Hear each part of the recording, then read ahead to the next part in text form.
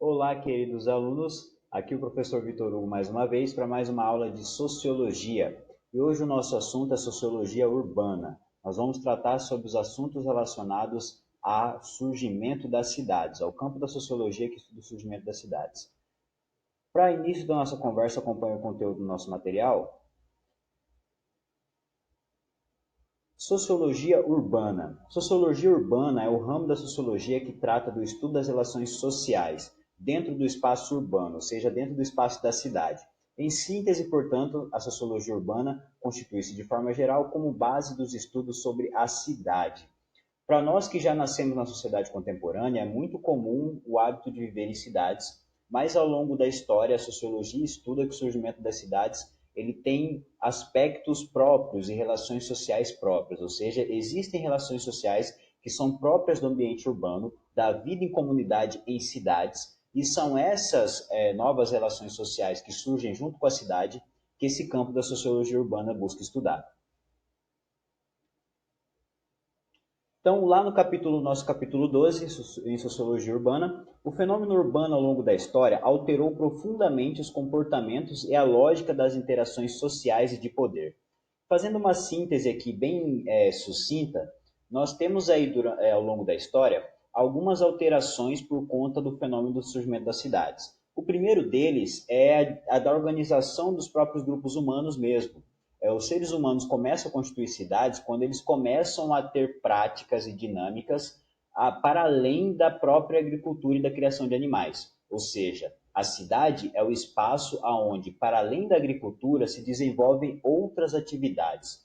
E aí as atividades de construção, atividade da metalurgia, atividade de prestação de serviço, atividade de troca de bens, que aí a gente vai chamar de comércio, tudo isso acontece no ambiente da cidade. Aconteceu no período da Idade Antiga, no surgimento das primeiras civilizações e primeiras cidades lá no Egito e na Mesopotâmia. Depois, durante a Idade Média, com a alteração da lógica de funcionamento da cidade, altera-se a lógica do poder. Durante a Idade Média, as pessoas deixam as cidades e vão viver no campo. E nesse momento em que elas vão viver no campo, o centro de poder se desloca da cidade para a área rural. Aí passa a ter poder os senhores feudais, no sistema do feudalismo que nós estudamos lá na história, ou seja, o deslocamento do poder da cidade, junto com isso, deslocou a própria organização da sociedade. As pessoas passaram a viver no campo. E foi assim durante toda a Idade Média. Durante toda a Idade Média, a maioria da população viveu na área rural. E depois, posterior ao período da Idade Média, nós temos o período moderno, onde novamente outras transformações acabam por criar novas relações e interações sociais no ambiente da cidade. Cada cidade possui fisionomia própria e é ordenada com base em uma série de tradições e valores comuns à sociedade que lhe deu forma. Ou seja, cada cidade ela surge de um aspecto muito particular e ela tem formas sociais de acordo com a população que lhe deu origem.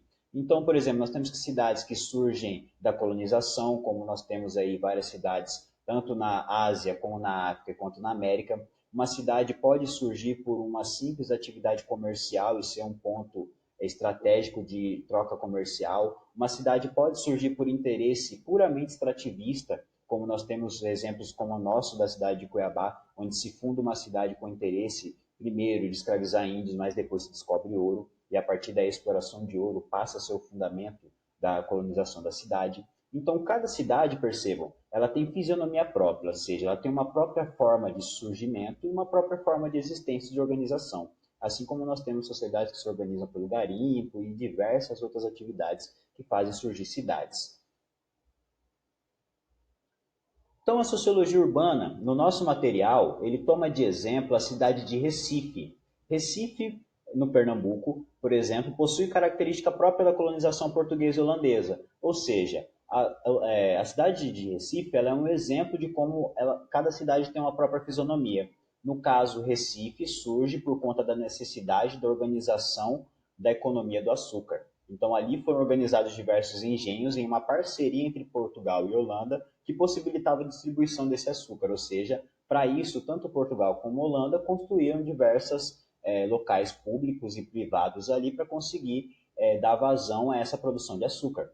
Então, ali, os espaços públicos assumem várias funcionalidades. Então, a sociologia urbana, ela tenta estudar como os espaços públicos, que são os que dão característica à cidade, eu falei que a cidade é onde se praticam outras atividades para além da agricultura, uma delas é a construção de espaços públicos. Ou seja, o que tem de diferente da cidade do campo? A cidade tem espaços públicos de convivência coletiva, em que cada um assume uma função para esse espaço. Vamos pensar no exemplo de uma praça, ali como nós estamos vendo aí, frente a essa igreja. Essa mesma praça, nesse mesmo lugar, pode ser visto como um centro comercial para quem tem uma banca que vende alguma coisa naquela praça. Ao mesmo tempo, ela pode ser vista como um local sagrado e religioso porque tem aquela igreja ali para algumas pessoas, e para um turista ela tem só um valor simbólico histórico. Assim como para uma pessoa que é morador de rua e às vezes mora ali, aquilo pode ser um lugar de moradia. Ou seja, um mesmo espaço social, um mesmo espaço público, que é a cidade, oferece diversas interações. Cada um se relaciona de uma forma diferente com o espaço que a cidade nos oferece, principalmente nesse aspecto dos espaços públicos.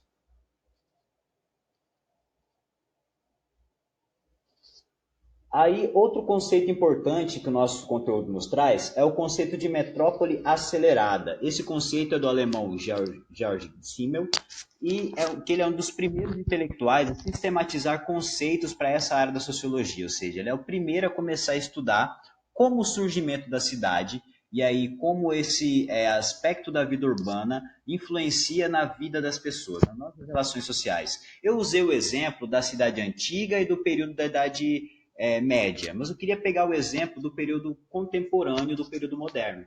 Ou seja, a cidade ela tem aspectos próprios do seu tempo histórico. A cidade moderna e contemporânea, que é essa cidade que nós temos contato, ela é uma cidade que criou uma série de novas relações. Imaginem na relação histórica que eu usei de exemplo. Imaginem a diferença de uma cidade da Idade Média para uma cidade do período moderno, principalmente, por exemplo, por causa de processos como a Revolução Industrial. Assim, a mudança da organização econômica da cidade transformou as relações sociais que existiam nela. Então, se antes existiam no espaço rural relações de servidão e relações ali de clientelismo, nós vamos ter nas sociedades modernas urbanas relações mais relacionadas à produção industrial. Então, nós temos relações assalariadas, que criam novos tipos de relação, que criam um tipo de relação entre patrão e empregado, que é diferente da relação entre senhor feudal e súdito sucerano. Essa diferença nós vamos perceber nos tipos de interação, no tipo de relação social que existe entre eles. Ou seja, você é servo quando você vive no mundo rural da Idade Média e no mundo moderno, pós-revolução industrial, você é trabalhador assalariado de uma fábrica. E dentro dessa relação, em uma cidade, você pode até inclusive se organizar com outros indivíduos que pensam igual a você e formar um sindicato, que é uma outra organização social para contestar o poder que o seu patrão tem sobre você. Uma relação social que não existia antes. Quase que impossível um servo contestar o senhor feudal durante a Idade Média, perceberam a relação que eu estou fazendo? Então, quando a gente fala quando ele fala da metrópole, no livro A Metrópole e a Vida Mental, ele analisa os aspectos sociais que existem propriamente na cidade, que são característicos da cidade. Por exemplo, do aspecto das grandes centros urbanos, em especial ele analisa a pobreza, em primeiro aspecto. Então, para nós pode parecer que a pobreza sempre existiu em todas as cidades e em todas as sociedades. Sim, mas se você tivesse uma sociedade da Idade Média, provavelmente a peste ou doenças ou guerras seria justificativa de ter toda a gente pobre andando em uma cidade medieval. Assim, também seria provavelmente uma cidade antiga. Mas o que justifica uma cidade rica, poderosa como nós vivemos hoje, ter pessoas pobres? Será que, sendo que nós não temos mais guerras e praticamente, por mais que estamos vivendo em uma epidemia, não é de doenças epidemiológicas que a maioria das pessoas falece? Então, quer dizer, a pobreza hoje, ela tem outras razões de existir. A pobreza na cidade e na cidade moderna, contemporânea, que é que nós vivemos, ela tem outras razões de ser, a desigualdade social, a desigualdade econômica, qualquer outras que seja, mas existem outras razões na nossa interação social que levam algumas pessoas à pobreza. Aí, outro aspecto, a solidão. Como é que a gente justifica uma pessoa viver em uma cidade como São Paulo, com 18 milhões de habitantes, e se sentir sozinha? Como é que a gente formou grandes centros urbanos onde as pessoas vivem aglomeradas em prédios e ao mesmo tempo se sentem solitárias a ponto de sentir solidão e outros problemas mentais? E por último, ele analisa também a cultura urbana, ou seja, tem aspectos da vida na cidade que são próprios da vida na cidade. Então a gente pega diversas manifestações aí, o hip hop e outras culturas que são urbanas que só existem na cidade, são manifestações próprias da cidade, porque elas manifestam indignações ou relações sociais que só existem na cidade. Então são manifestações de uma cultura propriamente urbana. Então junto com a cidade existe uma cultura da cidade e daquela cidade. Existem locais onde as pessoas se reúnem, existem músicas que são mais ouvidas, existem grupos sociais que se organizam para se manifestar e reivindicar alguma questão. Então, existe uma cultura própria da cidade.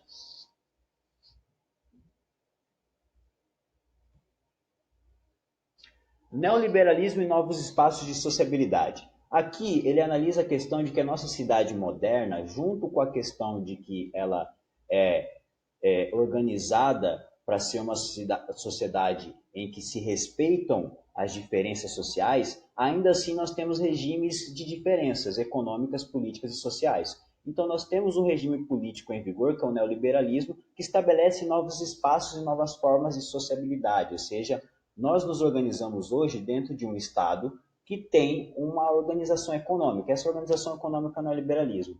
Dentro do neoliberalismo, ele prega a ideia de que nós temos um Estado limitado, ou seja, o Estado ele garante bem-estar social, sim, mas ele garante até um certo ponto. Então, tem algumas coisas que são direitos diante da Constituição, ou seja, saúde e algumas outras questões são direitos, mas algumas outras questões o Estado não tem que intervir. Dentre essas questões que o Estado não tem que intervir, está muito ligado a áreas que normalmente a gente não presta tanta atenção, como cultura e lazer, por exemplo. Então, a cultura e o lazer das pessoas mais pobres, por exemplo, parece não ser algo de importância nessa sociedade. E aí nós naturalizamos uma série de relações sociais por conta de não perceber o quanto que isso não é natural. Ou seja, não é natural existirem pessoas que têm e não têm casa. Não é natural existirem pessoas que têm e que não têm acesso à cultura, que têm e não têm acesso à educação. Mas, segundo ainda George Simmel, nós temos um tipo de atitude na nossa sociedade que ele chama de atitude blasé, que é esse tipo de leitura, ou seja, da naturalização das relações sociais dentro da sociedade urbana. Ou seja, viver em cidade é viver aceitando que existe mesmo morador de rua, que existe mesmo pobres e ricos, que existe mesmo desigualdade e que isso não muda e não vai mudar. Ou seja, a atitude blasé é a atitude de indiferença. Então, a atitude blasé consiste no ato de agir com indiferença e sem questionar-se a respeito das causas ou impacto dos problemas sociais, marcante pela presença de moradores de rua nos grandes centros urbanos, ou seja, existe e a gente não se questiona.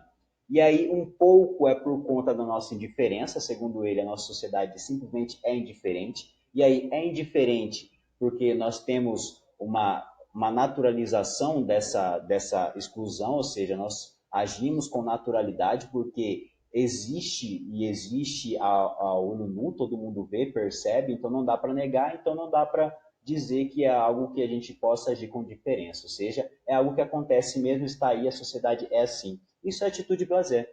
Isso é a atitude de agir com indiferença, aceitar as desigualdades de uma sociedade sem crítica.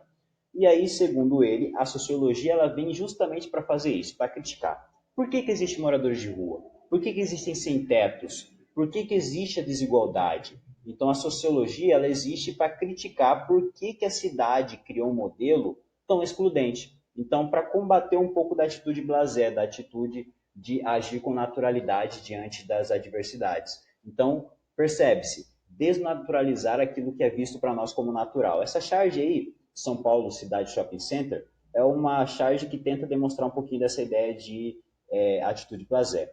É um pai com uma filha ao lado falando, veja papai, o elevador vai subindo e os pobres vão ficando pequenininhos. Ou seja, essa ideia de pobre e rico é uma ideia, na nossa sociedade, por exemplo, na sociedade brasileira, é uma atitude blasé. É uma ideia de aceitar naturalmente que as pessoas têm diferenças econômicas e essa diferença econômica ela é natural. Um pouco do porquê a gente tem um sistema econômico que é baseado em diferenças econômicas, sim. Existem pessoas que herdam fortunas, existem pessoas que não herdam fortunas, e isso já estabelece uma diferença econômica entre as pessoas, mas isso para nós é visto como natural. É quase como se fosse da natureza mesmo, existindo homens e ricos. É da natureza, é como se fosse tão normal como existir pessoas de diferentes classes sociais. Então, é normal existir rico e pobre. Por quê? Porque sempre foi assim. Então, é natural. Eu ajo com naturalidade, eu não questiono por que isso acontece e eu não tento agir de uma maneira diferente. Eu não tento questionar por que isso acontece. Então, essa atitude blasé, para conseguir compreender ela melhor, a partir de 1990, as cidades brasileiras passaram por uma transformação devido à política neoliberal e globalização. As novas dinâmicas que repercutiam sobre a composição da paisagem urbana, esse processo repercutiu sobre os espaços e sobre a sociabilidade e a economia. Surgiram novos espaços de lazer. Então, na sociedade blasé, como é que acontece a nossa indiferença? Como é que as pessoas conseguem ser indiferentes a algo que está tão evidente? Como que eu consigo agir com indiferença para o fato de existir moradores de rua, vou continuar com esse exemplo, sendo que toda vez que eu sair na rua eu vou ver isso? Então, a paisagem urbana, a organização da cidade, ela tende a criar um conflito entre o público e o privado que acaba gerando uma diferença que é tão aparente quanto a imagem que nós vimos da menininha.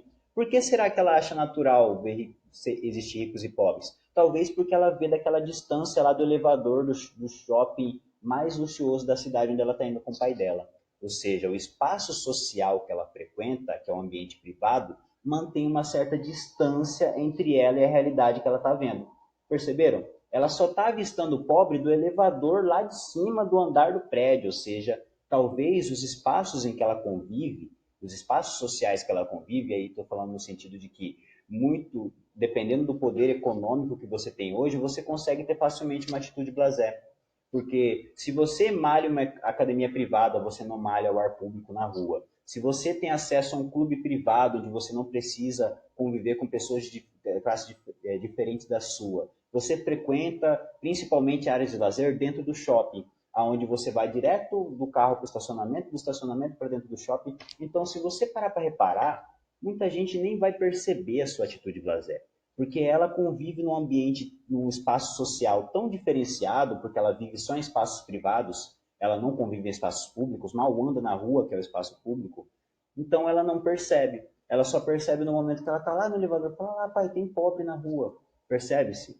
Olha como a atitude blasé é algo que às vezes age conforme a organização da sociedade e as pessoas nem percebem que elas têm uma atitude blasé, porque de fato não conseguem perceber que os espaços sociais que ela frequenta, esses espaços estão na mesma cidade. A rua está na mesma cidade que o shopping, que está na mesma cidade que o clube, que está na mesma cidade que a academia. Mas esses espaços, eles não se cruzam. Você não consegue ver moradores de rua dentro desses espaços. Então você acaba tendo uma atitude de lazer, achando que é natural existir pobres e ricos. Beleza? Então, outra coisa, surgiu um espaço de lazer com novas formas e novas práticas de consumo. O maior espaço de lazer que exemplifica essa atitude blasé e essa ideia da sociedade urbana é o shopping center. Então, o shopping center justamente porque ali você sai de todo tipo de conflito, de problema social. Ali dentro não vai ter morador de rua, você não vai ver a miséria acontecendo e você vai estar voltado para a atitude principal do espaço, que é o consumo.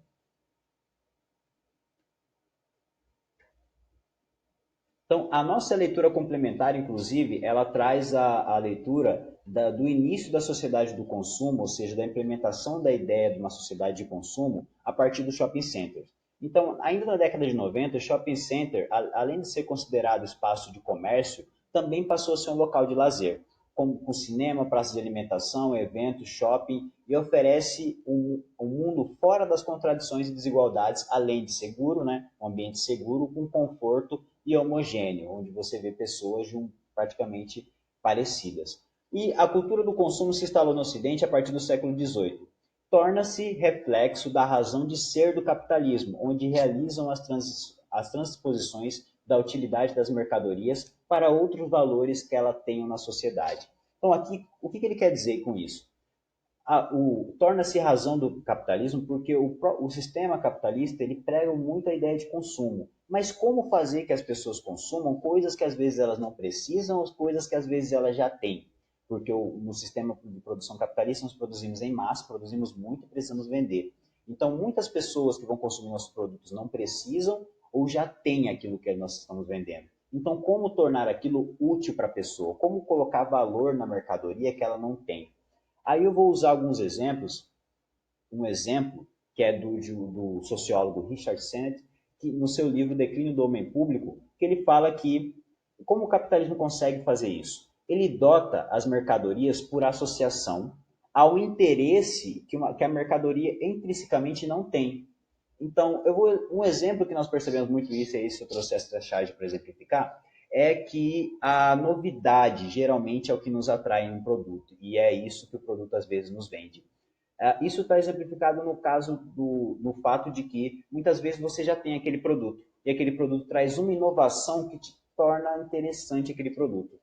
Ele está me oferecendo um tênis, mas eu já tenho tênis. Só que esse tênis tem um sistema de amortecimento novo, que tem uma potência nova, que tem uma habilidade nova. Então, tudo que ele traz, que aquele tênis me traz de novo, o torna atraente para mim. Então, mesmo eu já tenho tênis, mas eu não tenho aquele tênis. Eu não tenho aquela tecnologia nova que aquele tênis traz. Isso acontece com celulares, isso acontece com um monte de mercadoria que nós utilizamos. E a ideia da novidade, né? Como eu trouxe nessa charge aí, o menininho chegou, o carrinho novo. Então, a ideia da propaganda, a propaganda sempre fala, né? O novo tal, o novo isso, o novo aquilo. A ideia de novidade. Um produto novo nos chama atenção porque é algo que nós não temos, e um produto que nós já temos, às vezes, nos chama atenção porque ele traz algo de novo.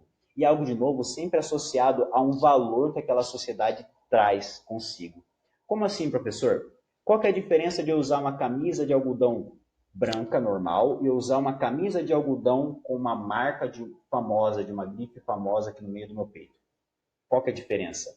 Qual que é o valor das pessoas que estão me vendo com aquela camisa vão atribuir a mim, vendo eu com uma camisa branca normal, vendo eu com uma camisa branca de marca caríssima, que custou mais de R$ 200. Quer dizer, para as pessoas que sabem que aquela camisa minha de marca custou mais de 200 reais, ela já vai atribuir a mim um poder econômico que às vezes eu nem tenho, né? Parcelei lá em 10 vezes, fiz o que podia para comprar aquela roupa, para poder mostrar para as pessoas, para parecer que eu tenho um poder econômico que de fato eu nem tenho.